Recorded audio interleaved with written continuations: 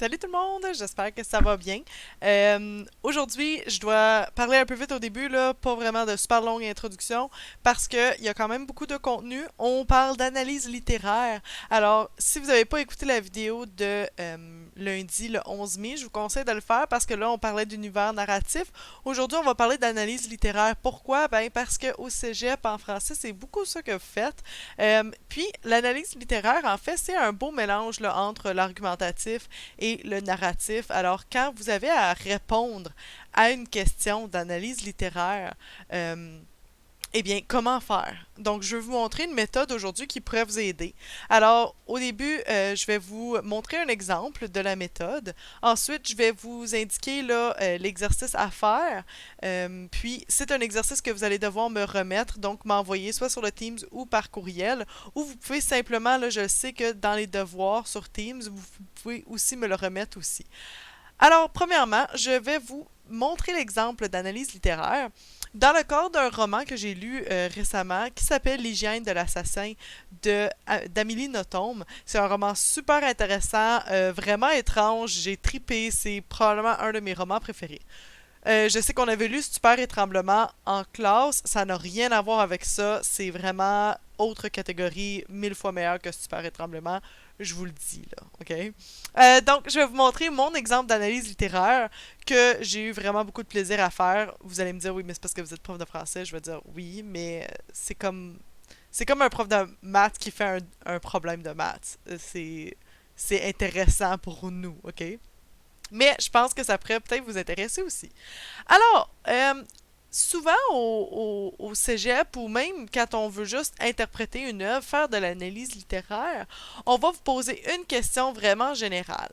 Alors, dans le roman, en fait, L'hygiène de l'assassin, c'est l'histoire de un auteur qui va mourir bientôt d'un cancer et qui accepte que des journalistes font comme des articles autobiographiques sur lui.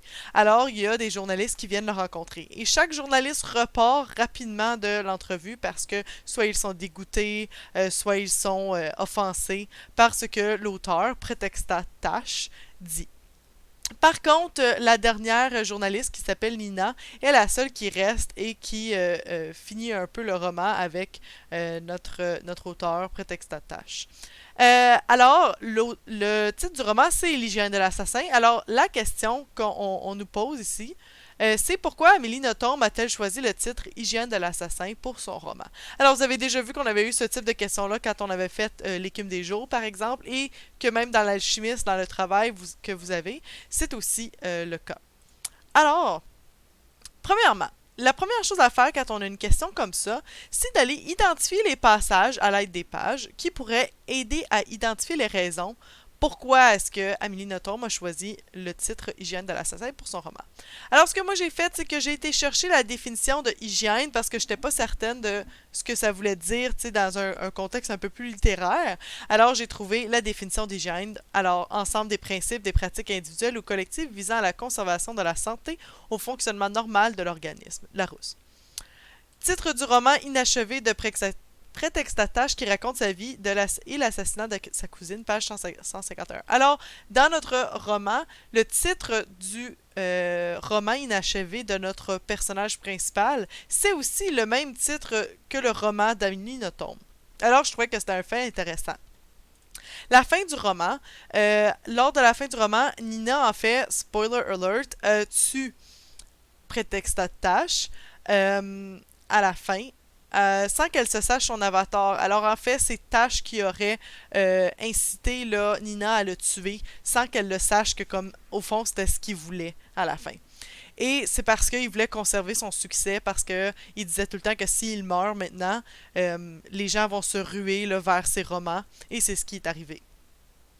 J'ai aussi trouvé intéressant que on parle d'idéologie dans le contexte de l'hygiène de l'assassin. Alors en fait, Tash a tué sa cousine. Alors il est un assassin et il avait un peu une hygiène de vie particulière. Alors pour lui, quand une fille arrive à sa puberté, elle devrait mourir.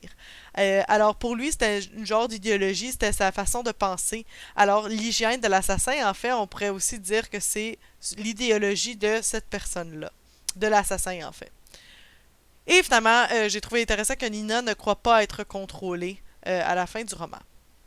Alors, j'ai ressorti plein d'extraits, là, plein d'éléments que je trouvais qui pourraient peut-être nous aider à répondre à notre question. Pourquoi est-ce que Amélie Nothomb a choisi ce titre-là pour son roman? Ensuite, deuxième étape, qu'est-ce que vous devriez faire? C'est prendre des notes ou souligner les mots-clés qui nous permettraient de répondre à notre question. Donc, moi, je trouve que la définition d'hygiène, c'est quand même important. Le fait que ce sont des principes et des pratiques. Et en fait, c'est quoi le but de ça? Pourquoi est-ce qu'on a une hygiène de vie, par exemple? Ben, c'est parce qu'on veut conserver notre fonctionnement qu'on juge normal. Alors, pour Tash, dans le roman, il trouvait que c'était normal que les femmes ne puissent pas vivre leur puberté. Alors, pour lui, il trouve que la femme, après sa puberté, devient dégueulasse. Il trouve que ce n'est plus vraiment un être humain. Donc, ça, c'est sa façon de penser. Il pense que ainsi, en tuant la femme, il peut garder et laisser le fonctionnement normal de l'être humain. Je trouve aussi que c'est intéressant que c'est le titre du roman inachevé de Tash et que ça raconte l'assassinat de sa cousine. Donc ça, c'est un fait intéressant selon moi. Je trouve aussi que qu'est-ce qui pourrait me permettre à répondre à ma question, c'est que à la fin du roman, Nina le tue parce que il veut conserver son succès. Ici, le fait que c'était son hygiène de vie, tu sais, c'était quoi exactement, je pense pas que c'est vraiment important, mais je pense que le mot idéologie, c'est vraiment important. Alors, c'est sa façon de penser à lui. Et ouais, le fait que Nina ne croit pas être contrôlée, ben pour moi, ça montre en fait que son hygiène de vie et son idéologie fonctionnent et que c'est efficace. Alors lui, il a déblatéré là, tous ses propos à Nina et elle a accepté de le tuer sans vraiment savoir qu'elle avait accepté. Alors, j'ai fait l'étape 2, j'ai pris en note là, ce qui était important pour ma réponse. Alors, je vais répondre à la question. Moi, je pense qu'Amélie Nothomb a donné le titre Hygiène de l'assassin à son roman afin de souligner l'efficacité de l'idéologie créée par le personnage principal. Alors moi, je pense que c'est vraiment pour rappeler le fait que comme, ok, ce personnage-là avait une façon de vivre et il a été capable de mettre cette façon de vivre-là à une autre personne, par exemple. Et parce qu'il l'a fait avec sa cousine, il l'a convaincu à sa cousine aussi que c'était important qu'elle meure après sa puberté. Avant de la tuer. Donc, elle acceptait, sans vraiment savoir que c'était peut-être pas une manière saine de partir. Et ensuite, on doit trouver deux arguments. Ah, là, vous allez me dire, ah, on est dans l'argumentatif. Ben, un peu dans ce cas-ci. Qui explique ma réponse en donnant au moins une preuve pour chaque argument. Alors, premièrement, je pense que c'est pour souligner l'efficacité de l'idéologie qu'elle a nommé son roman ainsi. Parce que c'est aussi le titre du roman inachevé qui présente lui aussi un assassinat. Alors, dans le roman d'Amélie Nothomb, notre personnage a écrit un roman où est-ce que le personnage principal assassine quelqu'un. Et dans le roman d'Amélie Nothomb, on raconte un assassinat. Donc, pour moi, c'est vraiment comme on est en train de mettre l'accent sur l'assassinat de personnages. Alors, c'est le titre du roman et aussi c'est le meurtre de prétexte à tâche. Ensuite, je veux montrer que l'hygiène de l'assassin est maintenue. Alors, sa façon de vivre est maintenue, comme je vous avais dit, là, est passée là, vers Nina, qui ne croit pas être contrôlée, mais qui suit l'idéologie qui est proposée par Tash. Et cette fois-ci, la conservation est celle de son succès. Alors, vous allez voir dans ma réponse comment est-ce que je mets ça.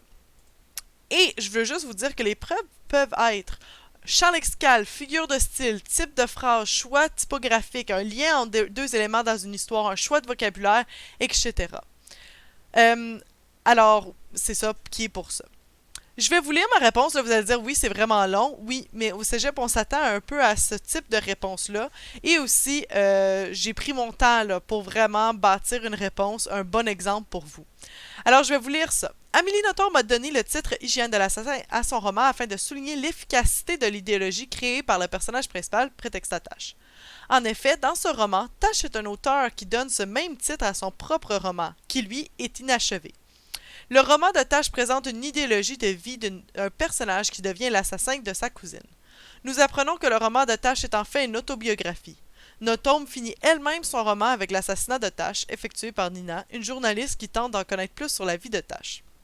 Les pratiques et principes de nos assassins sont alors présentés comme étant des façons de conserver leur santé physique. Tash a tué sa cousine parce qu'elle avait atteint sa puberté et mentale. Nina a tué Tash parce que ses discours l'énervaient au plus haut point. Et là, avant de continuer, j'aimerais que vous observiez que, en fait, j'ai fait mon premier ici argument. Alors, le fait que les deux romans, le roman dans le roman et le roman de Nothomb, ont le même titre, parce que les deux racontent des des assassinats qui montrent comment préserver une idéologie. Et je veux juste mettre un petit peu là, un soulignement sur la façon dont j'ai intégré cette citation ici. Je l'ai intégrée dans la phrase. Et on voit ici les crochets parce que j'ai changé là, un petit mot. C'était supposé être un M au lieu d'un L. Alors je l'ai juste changé parce que pour montrer à la personne qui lit la réponse que c'était pas comme ça dans le roman. Mon deuxième argument qui était le fait que ça montre l'efficacité de son idéologie. Ensuite, l'efficacité de cette hygiène de vie est démontrée par le meurtre de Tash. Ainsi, Nina ne croit pas être contrôlée par Tash. Cher fou, vous avez bien failli m'avoir. Par contre, même Nothomb utilise le mot avatar afin de désigner Nina à la fin du roman. Même si elle ne le souhaite pas, son désir de supprimer l'idéologie de Tash le préserve et parvient à conserver la santé sociale de cet auteur. En effet, son assassinat crée un engouement vers ses romans. Alors, je suis en train de montrer ici qu'il y avait un choix de vocabulaire par l'auteur qui nous montre qu'en fait, Tash est parvenu à transférer son idéologie à notre personnage, Nina. Donc là, ça se peut que vous soyez comme, ok, j'ai pas tant compris.